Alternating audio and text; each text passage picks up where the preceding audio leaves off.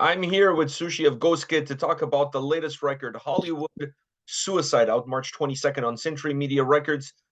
Long time no see, brother. That's true. That's true. I don't know, when was the last interview? Probably like 2 years ago or something, or Yeah, it even was the last longer. longer was the last album cycle. I think Yeah. three. Was it 3 years ago the debut record came out? I guess it's almost 4 years, Almost or four. 3 years. I don't know, something like that. Yeah, pretty long time ago. A That's lot for has sure. happened. A lot has happened Yeah, since. So that's let's true. talk about this Hollywood Suicide record.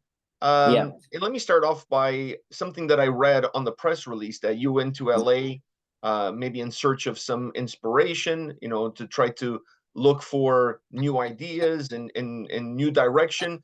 What is it about LA that inspire you to go there in search of inspiration?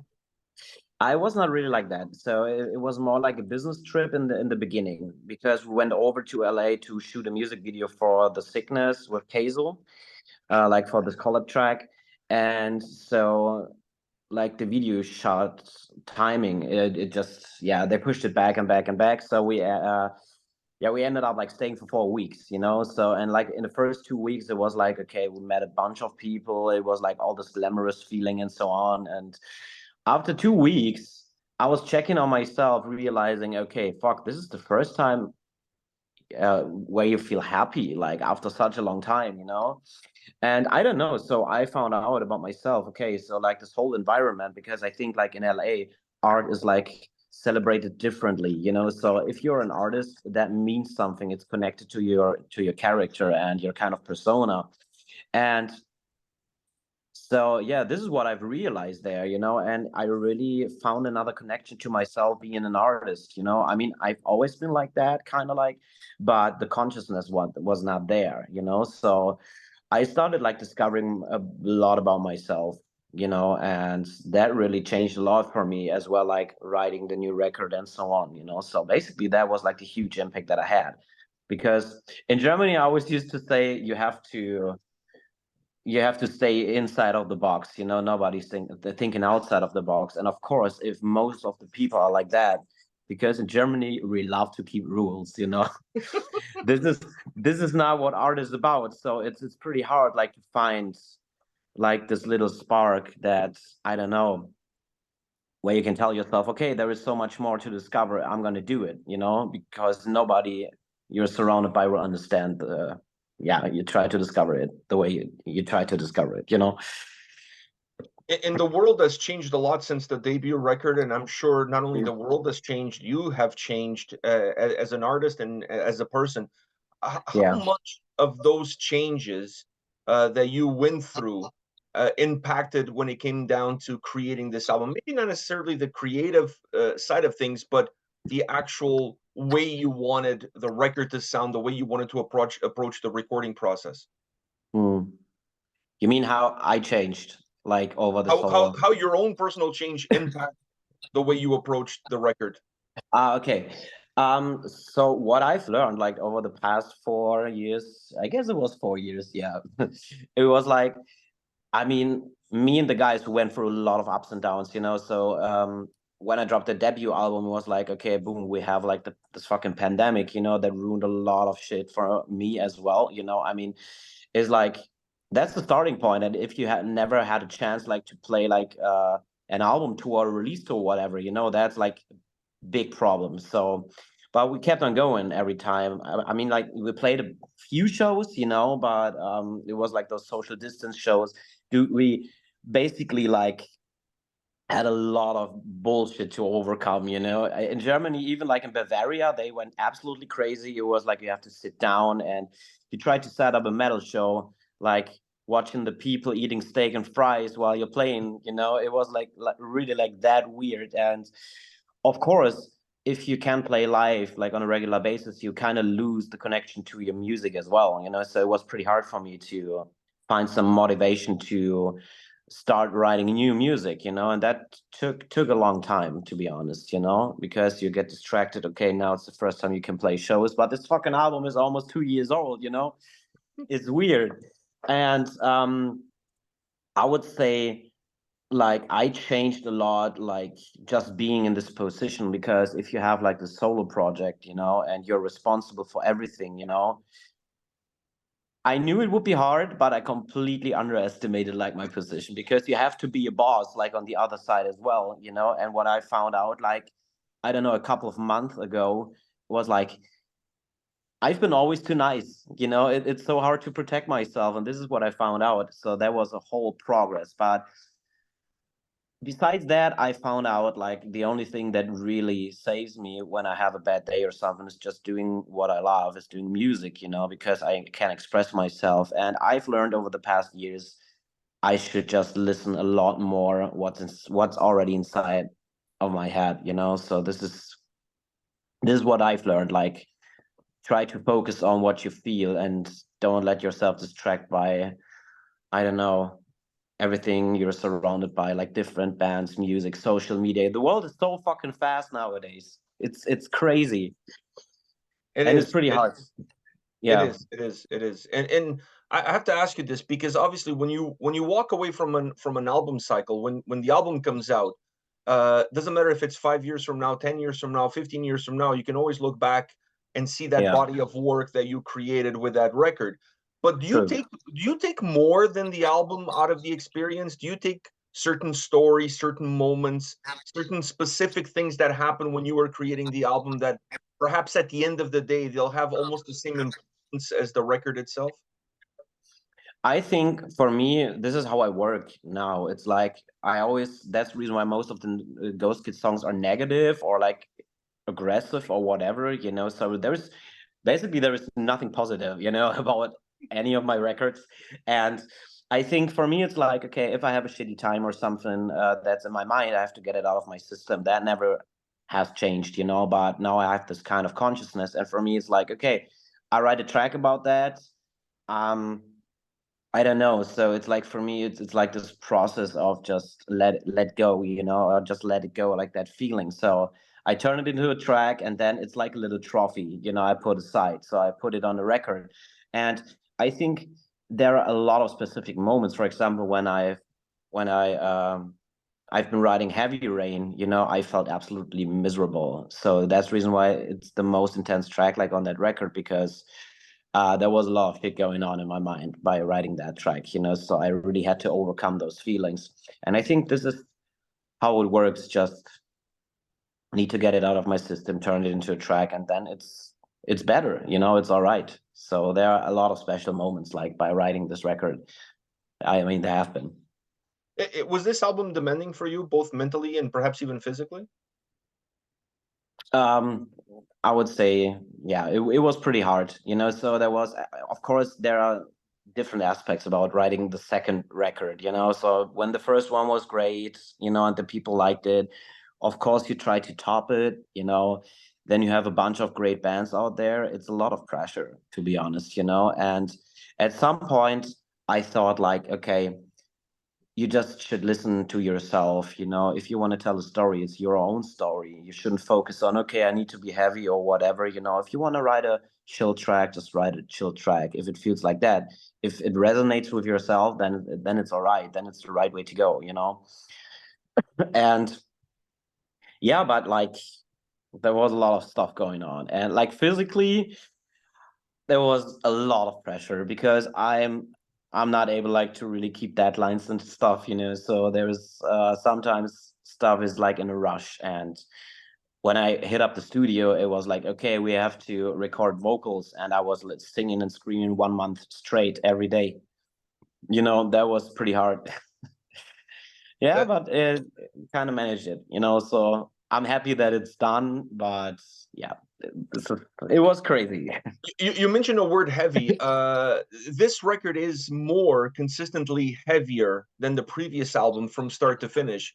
Was that part of your subconscious mind at work, or did you want this album to sound heavier?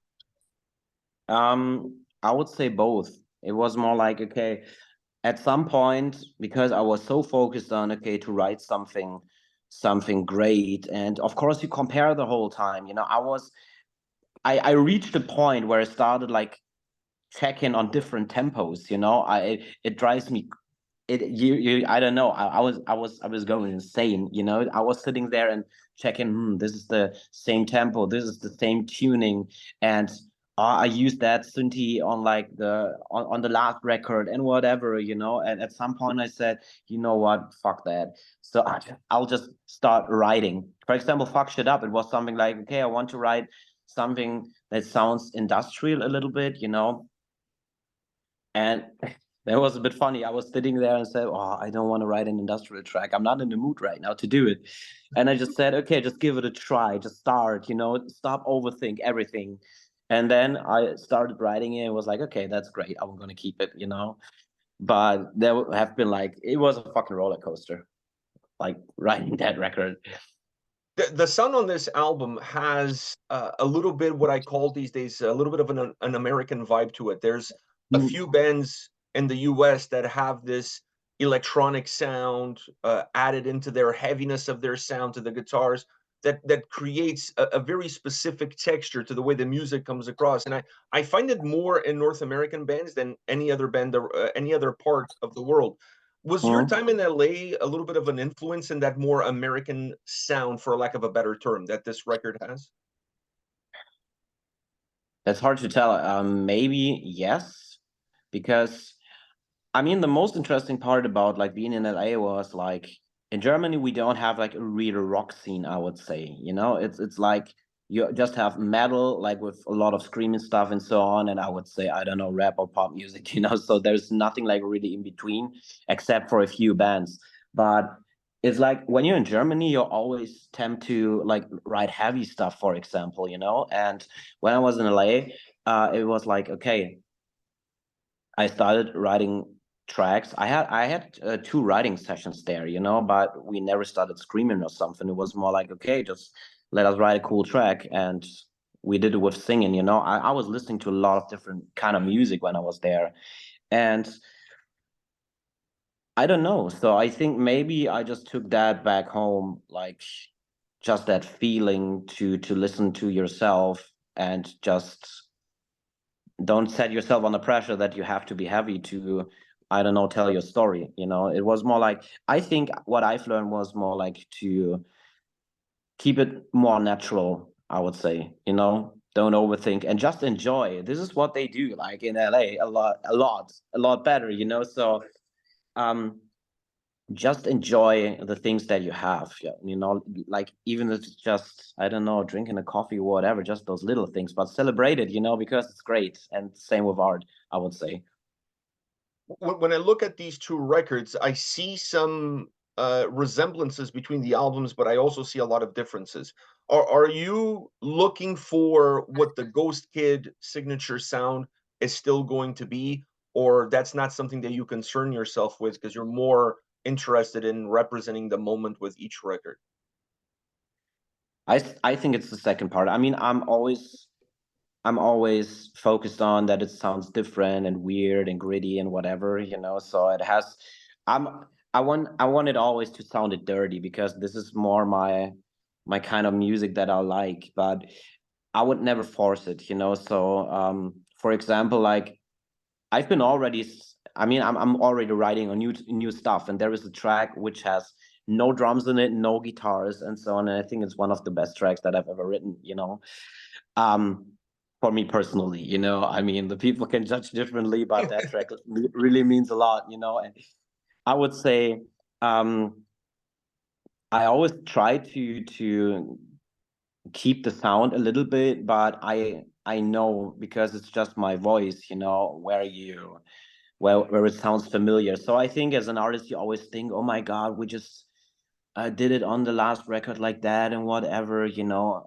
But like if you hear a familiar voice like on those tracks, it already sounds like Ghøstkid. So I'm not that concerned about that, you know. So I really love to experiment a lot and just experience myself and the art I'm doing. So I would say no, there is no pressure like or concerns about like sounding different. Just live in the moment. You mentioned your voice. Man, you sounded pissed off on this record. Like you sounded like somebody like stole your parking spot, or you know what I mean, or stole your mail, or spilled your coffee. I'm not quite sure exactly what happened, but you Mm. sounded really pissed off, and it came across very raw, very intense. And it was really captured almost on every single song, that sort of experience of being a little bit more organic, almost like you were recording without thinking about this is going to be on a record. I'm just going to sing it and be myself, Mm. and whatever happens happens. Was that the approach that you took vocally on this album, a little bit letting loose?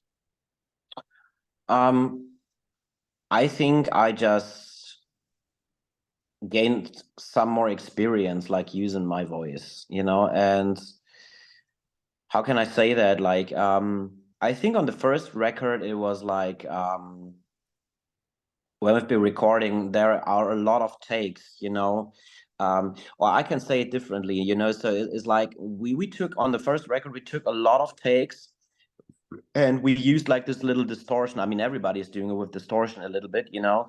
Um, but we used it like as an element, you know, like for creating that style. Like, and on that record, like the vocals sounded already like so distorted, you know, so we didn't use like a lot or something, just in specific parts, you know. um but I mean, it depends on the track, you know. So sometimes in the studio something magical happens like that, you can exactly translate it. And I think what probably made a difference, like really screaming for 1 month straight, you know, it was like some weird stuff has happened, definitely, you know. I was like changing a lot of things, like sitting there by screaming, you know, some, I don't know, drinking beer or whatever, you know, that changed my voice as well. And I remember I had this one night like recording vocals, where my voice sounded so fucked up, you know. And this is something like we just added on a few tracks, but it was just one night, you know. So it's like my voice became different, like, or was different like every day, I would say, you know. So maybe that's the reason why it sounds a bit more fucked up. Are you a student of your own instrument? And by instrument, I mean your voice. Do you do a lot of work on it, or do you look at it in terms of, okay, I need to learn this technique in order to be able to expand and do this and do that? How do you approach your own instrument? um I would say I know a lot about doing things wrong, you know. So this is where I have a lot of experience. And I think, you know, so I see it differently nowadays being a singer, because I mean, there is a lot of technique and something, and you can learn that stuff, you know. But for me, like the technique I'm doing, I can't even say how I do it, you know. But I'm doing what I've experimenting like on that record as well was like doing inhales, you know. I've done it like back in the days with electric or Eskimo Cowboy as well, you know, but just for pig squeals and shit, you know. And now I just did it. I do inhale, but like on a high frequency, you know. It sounds a bit like Gina Moreno or Deftones sounding like that, you know. I've never done that before. It's like I'm experimenting a lot, but when it comes down to keep my voice in a good condition and like practicing, I'm fucking lazy, to be honest, you know. I And mean, you're smoking as we're talking, so you yeah, obviously you I would obviously I would say I would say I know a lot about like those different techniques and what you shouldn't do and so on. But what I found out like over the past years, and this sounds maybe crazy, but it's true, because every singer is completely different, you know. For example, I can smoke and I can drink shots or whatever, or liquor. That's not a problem. If I drink beer, my voice is gonna dry out, you know? This is crazy, because other singers, they just drink beer even on stage, you know? On stage, I don't even drink, or when I drink, I just drink liquor, you know? That's fine. What I really found out is like what is destroying my voice is caffeine. Even if it's just 1 cup of coffee per day, and it sounds weird, it sounds super weird, but 1 cup of coffee, my voice gets like 20% worse, you know, I would say. So that's the reason why I try to stay away from caffeine. And what I don't do is like I spend, I don't know how much money on vocal lessons back in the days. And I was always warming up and so on, and always had problems, you know. Sometimes it's like, um when I was warming up, that was crazy because it flattens out my voice. I can sing better, but the screams are gone, you know. But the screams, if I just do screams, this is not what ruins my voice, you know. It's so fucking weird. When I'm in the studio, I prefer to do screams first before I sing, because the screams, they warm. This is like a warm up, you know. So, and singing is that shit that makes, I don't know, where I get the problem sometimes, you know. And there was like Jason Allen Butler. He just talked about singing, like in a, I don't know, there was something like a masterclass, a little one or something, and he said he's not warming up at all. He's just going right into that, you know. And I was thinking about, okay, every time I'm not warming up in the studio, I'm not warming up when I'm writing tracks. Why the fuck am I warming up live? And that was a little game changer for me, you know. It was like, okay, I'm not warming up anymore. It works so much better for my voice, you know. So it's crazy. So I discovered a lot about my voice as well, but it sounds super weird, but every singer is so different, you know. And what works for me doesn't work for other people, and it's the opposite way, you know. You should, I mean, yeah, there are no like general rules being a singer, I would say. And speaking of warming up for live performances, you're going to be touring in the U.S. with Black Veil Brides. Mm. What's your expectations from that tour? Oh, I'm super excited for this one because I've been waiting for a chance like that for, I mean, since the debut album dropped, you know? And I think if you got the chance to reach out like to the American audience, you know, this is like where a band can really like explode or expand, you know, because you present yourself to a bigger audience, you know.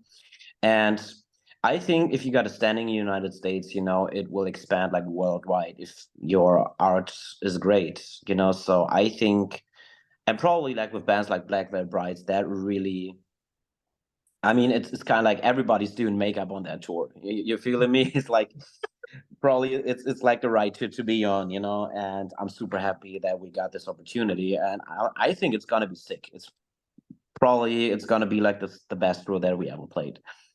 No, there's no Canadian dates on this tour. I checked because I was really looking forward to seeing you in Toronto. Are you Mm. planning on coming back at some point and playing some Canadian dates? If we got the chance, if you spread the word, give me a chance. Maybe we can play in your living room. It's up to you. I don't think if my living room is big enough for you guys, but I'm sure we could arrange for something. Well, I do my Mm. best spreading the word of Ghøstkid, so I hope you guys I come back and get the most out of the visa and come mm, back on another tour run. I think this tour is going to be massive for you guys, and definitely yeah. will open doors for you to come back more on a frequent basis and play some shows in Canada. You mentioned one last question for you. You mentioned earlier that when you're in LA, you're listening to a lot of different music. I listen to your music, but whose music do you listen to? I became that actually took a few years, I would say, but so a track I was listening to a lot. No, let's start with the first band. Or it's not a band, it's like an artist. So I was listening to a lot of Nothing Nowhere, you know. This is I fucking love like this record Trauma Factory. It's a great record, you know. It's so pop sounding with a bit rap and so on, you know. And if you connect those times to some music, you know, it becomes special. This is what I really love about listening to specific stuff that resonates with you in a specific moment, you know. But there is one track what really became, I would say, my all-time favorite track of all tracks that I've ever listened to, you know, and that was in the time I've been in LA. It's Destructible by Sick Brain. And it's crazy because Caroline, that's her real name, like, and me, we met like on an airport when we came back, like from this festival we played with Keizo. So, and I knew her. I mean, she looks special, you know, so it's like we started talking to her, so we had a conversation. I was on her birthday party and so on, you know. And then she dropped like that track, and I don't know why. It's the way it's written, it's so unique and so on, and I don't know, but I totally get the vibe. And I would say this is probably for me my most favorite track of all time, you know. And this is, I don't know why, but it was like that. I'm remembering myself, I guess I was sitting down on Broadway, just smoking a cigarette and was listening to the track, and I don't know, watching the lights and so on. That was crazy, you know.